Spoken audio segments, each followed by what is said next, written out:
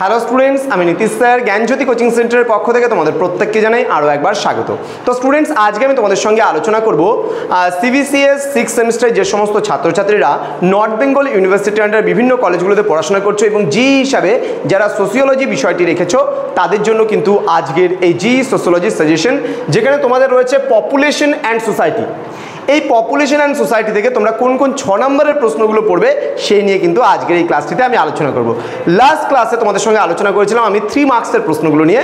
আজকের এই ক্লাসটি পার্ট নাম্বার 2 এবং এই পার্ট 2তেই আলোচনা করব তোমাদের সঙ্গে 6 মার্কসের অতি গুরুত্বপূর্ণ প্রশ্নগুলি। ক্লাসটি শুরু করার পূর্বে তোমাদেরকে বলে রাখি, যারা এখনও আমাদের চ্যানেলটিকে সাবস্ক্রাইব করনি তারা অবশ্যই চ্যানেলটিকে সাবস্ক্রাইব করে পাশে থাকা বেল আইকন অল প্রেস করে দেবে, যাতে নেক্সট টাইম থেকে কোনো ভিডিও আপলোড করলে তার নোটিফিকেশন তুমি সবার আগে পেতে পারো। এছাড়া তোমরা যারা ভাবছো যে অনলাইনে আমাদের ক্লাস জয়েন করবা, তারা সময় নষ্ট না করে যোগাযোগ করো। আমাদের অফিসিয়াল নাম্বার 6295916282 নাম্বার এবং 7076398606 নাম্বার। তোমাদের টোটাল কোর্স ফি রয়েছে 499 রুপিস, পুরো 4টা সাবজেক্টের প্যাকেজিং।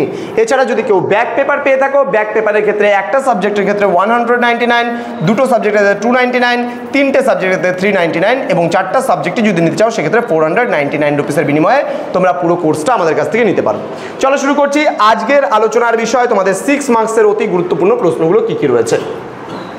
প্রথম প্রশ্ন, সমাজতত্ত্ব ও জনবিজ্ঞানের মধ্যে সম্পর্ক আলোচনা করো। পরবর্তী প্রশ্ন, কাম্য জনসংখ্যা তত্ত্বটির সম্পর্কে একটি সংক্ষিপ্ত টিকা লেখো। নেক্সট বলেছে জনসংখ্যার উপর শিক্ষার প্রভাব আলোচনা করো। নেক্সট, জন্মহার কি, জন্মহারের বৈশিষ্ট্যগুলি আলোচনা করো। নেক্সট বলেছে ভারতবর্ষে উচ্চ প্রজনন হারের কারণগুলি আলোচনা করো। নেক্সট 6 নম্বর প্রশ্ন, প্রাক ম্যালথুসিয়ান তত্ত্ব সম্পর্কে আলোচনা করো। নেক্সট বলেছে জনসংখ্যার গতিশীলতা বলতে কি বোঝো। নেক্সট প্রশ্ন, সামাজিক অর্থনৈতিক উন্নয়নের সাথে জনসংখ্যা বৃদ্ধির সম্পর্কগুলি আলোচনা করো। নেক্সট, মৃত্যুহার কি, ভারতে মৃত্যুহার হ্রাসের কারণগুলি সম্পর্কে আলোচনা করো।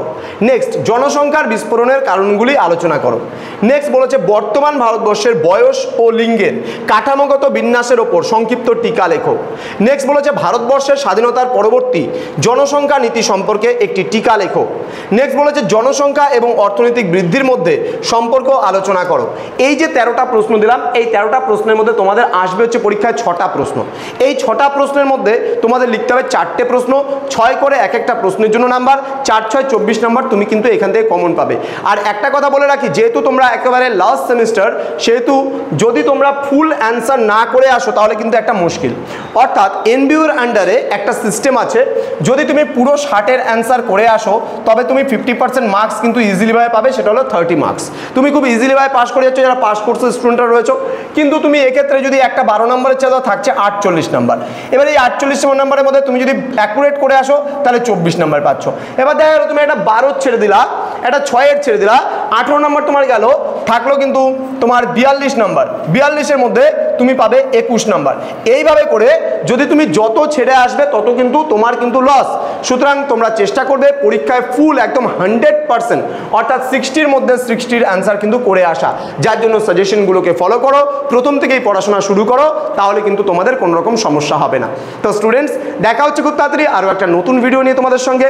তোমরা প্রত্যেকেই ভালো থেকো, সুস্থ থেকো। Thank you so much, thanks for watching after all. Thank you.